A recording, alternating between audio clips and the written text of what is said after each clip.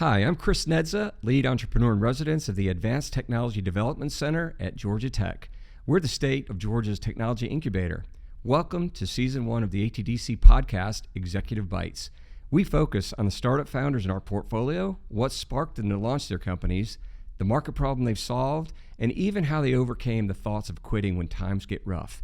Enjoy. All right, welcome to this episode of Executive Bytes.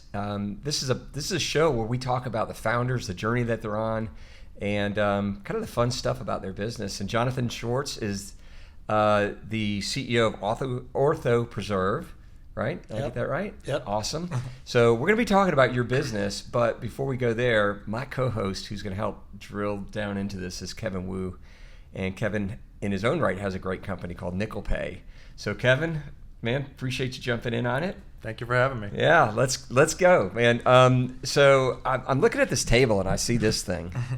And by the way, kind of a fun fact, I had total knee replacement recently. Okay. So I think I wish I'd have known you before that, right? That's what we're trying to at least push off for multiple years. All right, talk about it, man. What does your company do and what's it about? Yeah, so we are making a artificial meniscus implant. So the meniscus is this cushion in your knee. There's one on each side, and it protects your cartilage, provides kind of stabilization in your knee, and like lubricates the joint for smooth motion. But a lot of people injure it. It's a very common sports injury and aging population injury. So he's looking at me as you said aging. I'm not aging.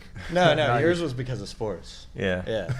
It was. Yeah, actually. exactly. I could tell. What sport?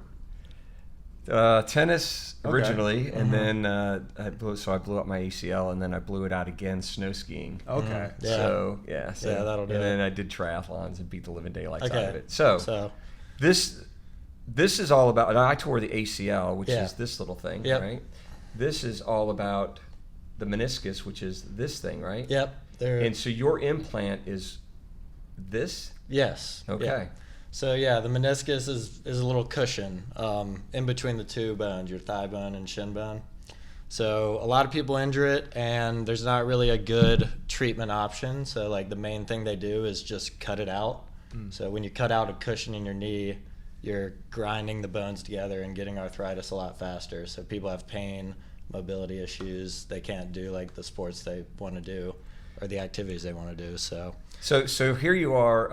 I think you went to Georgia Tech, right? Yeah. So I went to Clemson undergrad and then Georgia Tech. We leave Clemson out. It's ACC rival, right? Yeah. So you're at Georgia Tech. Well, I guess the question is, how in the world did you get into this? Because you're not an orthopedic surgeon. Yeah. So kind of all through college and growing up, I either wanted to be an orthopedic surgeon or an engineer, and shadowed some doctors and realized I'd rather be like behind the scenes making the devices that the surgeons use. So when I got to Tech, I joined a medical device laboratory, which they make medical devices, David Koo, and went through some different options, looked at like vein valves, and ultimately landed on a meniscus implant because we knew there was none out there. Okay. So that's where I started developing it in graduate school at Georgia Tech. And then graduated, left the project there. Some more students kept working on it while I just worked up in Marietta for a biotech company. Okay. And then it got to the point where it's like ready to get spun out. So I ended up coming back. There's like kind of another story about how we decided to start the company and who's the my co-founders. Who's the we? So my co-founders, one is a good friend of mine for the past, 10, 15 years from my college days. Okay. I was a groomsman in his wedding back in 2020. What's his name? Max Gio. So you got to always give the co-founders some shout outs. So right? Max Gio was a groomsman in his wedding. He just finished PA school up in Richmond, decided to be an orthopedic PA. Okay. So he started working for Dr. Cyrus Kump at Ortho Virginia in Richmond. And at his wedding, we were getting ready for the wedding, and I just randomly was like, hey, how's your new job? How's being an orthopedic PA? And he was like, it's great, I love it. I was like, well, I made this meniscus implant in grad school. And he's well, you should know. yeah, I think you should probably know that I made this meniscus implant. He's like, we like really need something like that. So he ended up just like we went on with the wedding, didn't talk about it again. Yep. And then he ended up telling the surgeon he works for about this meniscus implant his friend made. And the surgeon asked for my thesis paper. I sent him the 180 page paper. He read it, was impressed, showed it to his partners. We all had a meeting, came together, and started the company. Awesome. Yeah. And how long ago was that? That was in 2020. Okay, good time to start a company. Yeah. So yeah, we didn't really get the company actually like formed until 2021. Okay. And then it was more like a side project for a couple years. All right, so let me fast track this a little bit. Yeah. So I'm thinking you got to get FDA approval. Yes. Do we have FDA approval, or are we working on it? No. Since it's a medical implant, we got to go through like clinical trials. It's a relatively long process. Yeah. So we did just get FDA breakthrough device designation. Okay. So that'll speed up the process, like allow us to talk to the FDA very frequently. And we're hoping to get FDA approval in the next 3, 4, 5 years. Yeah. Is that in anybody yet? Like, I assume not, right? You have to run trials, don't you? You got to run trials. Yeah, we have to run trials. It's been in sheep, but it hasn't been in people. And have you asked the sheep? Yeah, the sheep loved it. Oh, great. Yeah. That's what they fantastic. say. Would you mind having this? They said, They nah. said, bah. Yeah, you gotta go more off body language with Yeah. sheep. So they were running around normally within 2 weeks. Okay. And didn't have any complications, and all the evaluations we did after went great. So What is it made out of? So it's like a hydrogel material. For sure. So it feels very similar to like natural cartilage and natural tissue, and then it's reinforced with some fibers to give it extra strength and allow it to attach in the joint. Why hasn't somebody else come up with this, or have they? So there's other people that have tried and have not been successful. They haven't really put in like the features that really matter. So like this attachment to the joint or to the bone is critical for keeping it in place, because like in your knee there's a lot of stuff going on. There's a lot of motion, a lot of high forces. So other people have just tried to put like a free floating implant in there, or tried to like tie it down with sutures, but it breaks because there's so much force and motion. So ours has these integrated fibers that are integrated into the implant and then attached to the bone, so it gives it extra strength. Okay. Yeah. Do you mind if I delve into that just a little bit longer as well? Because like whenever a friend comes to me with an idea too, I always go, well, someone's tried this. Why have they failed? So why will you succeed? Like, and you just told me because all this is happening, right? And so with that, how are you getting past also? And forgive me if I go into more bio into this, but like the body's immune system attacking it. Are we not worried about that at all? Because share that with me. Yeah, so our implant mimics the natural tissue like more closely than any other implant in development. And both the materials have been used in other implants, so we know it doesn't have rejection issues. So yeah, we thought about all of this up front during my thesis work, because it was very science focused development, while other implants are kind of starting with like, we want to do the business idea and then figure the science out as we go. This started kind of the opposite. So the whole FDA process is pretty fascinating. People don't really realize how involved it is, and so you've got to get trial sites. You've got to go through phase 1, phase 2, phase 3. Is that right? Yeah. So for devices, it's a little different. Phase 1, phase 2, phase 3 is like drugs. I don't know anything about those, but yeah. Devices are like, you do like a pilot study and a pivotal study. So pilot study is like 5, 10, 15 patients. Pivotal is like 100, 150 patients. So like the pilot study is kind of make sure it's safe for like shorter periods of time, less patients, and then you move on to like the larger study for FDA approval. Gosh, you'd think, it's a little bit insane, isn't it? They got the COVID vaccine done in about 3 weeks. Yeah. And something that would take, to help so many people, it's going to take years. Yeah. I don't understand that. It just doesn't make any sense to me. I guess it's because it's an elective surgery. It's it's obviously going to help improve people's lives, but they're not going to die. So with that, has that like specific technology been applied to other joints? Like, so like I've got friends that have hip issues, right? The hips click, and we know that they've torn their not their meniscus. But you know what I'm talking about, right? Like the hip thing. Yeah. I mean, the meniscus and the knee joint in general is like so unique that like, it's other joints are just kind of more simple, I guess. The knee has all these ligaments, the meniscus. So yeah, I've talked to a lot of like ballet dancers, and their hips are just torn to shreds, and they always look for something. Like total hip replacements are a lot easier to deal with than like total knee replacements. You don't really have to like cut your activity level as much with a hip replacement, but knee replacements are so.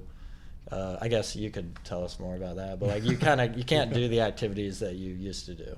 Says who, man? No way, man. I'm doing it. All right, so let me switch gears a little bit.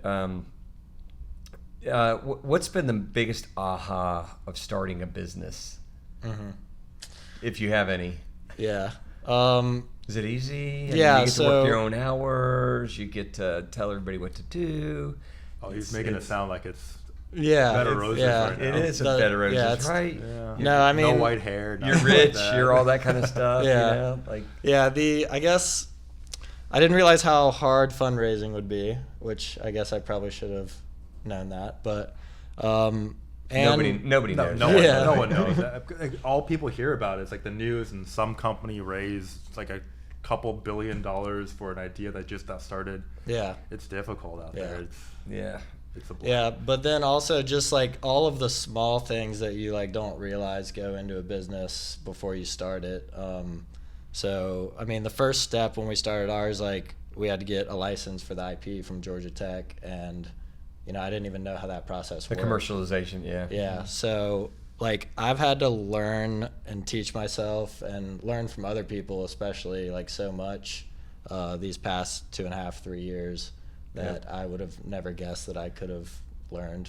Yeah, well, that's why ATDC exists, right? You get a good coach and somebody, some wise counsel, right? Yeah. Advisors use them. Yeah, I think the biggest help along this whole journey is talking to other people that know more than me. Yeah. Have there been any like aha craps that you wish you would have done differently that you'd like to pass on to somebody? Yeah, I would say. I can't believe you came up with a so quick. I mean, it's a lot of people are like, well, let me think about that. Yeah, I would say get a quote for services before you get the services. Because we got hit with a pretty high. It was a lawyer bill, but got hit with a pretty high bill early on when we were first getting started, and it wasn't great. I mean, we figured out how to get through it, but definitely like plan ahead for stuff like that. Yeah. Do you have co-founders or advisors or investors who have been down this road before? Yeah, so we have an advisory board. A couple of them been involved in some early startups and gone all the way to like exits. So we've used them for some advice. We have just kind of mentors and advisors, especially around the Atlanta community. And then we've been involved in like a couple accelerator programs, so ATDC, and then another one in Richmond.